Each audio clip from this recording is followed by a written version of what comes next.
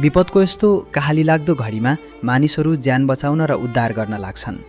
तर यहाँ भने एउटा यस्तो दृश्य देखिएको छ जसले सिङ्गो मानवतालाई नै लज्जित बनाएको छ। बाढी र पहिरोको चपेटामा परेर ज्यान गुमाएका व्यक्तिको शव अझै हिलो, माटो र काठको थुप्रोभित्र पुरिएको अवस्थामा छ।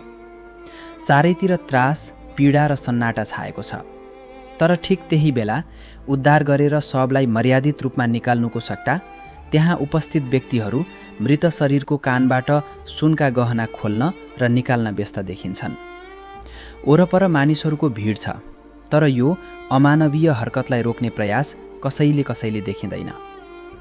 प्राकृतिक विपत्तिले त मानिसको ज्यान लियो नै, तर यो दृश्यले केही मानिसहरूभित्रको दया, माया र संवेदना कुन हदसम्म मरिसकेको छ भन्ने छर्लङ्ग पारेको छ।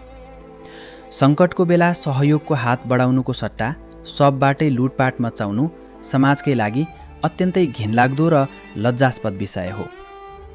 प्रकृतिसँग त हामी हार्यौँ नै, तर के हामी मान्छे भएर मानवतासँग पनि हार्दै गएका हौँ त? यो घटनाले आज हामी सबैलाई गम्भीर प्रश्न खडा गरिदिएको छ।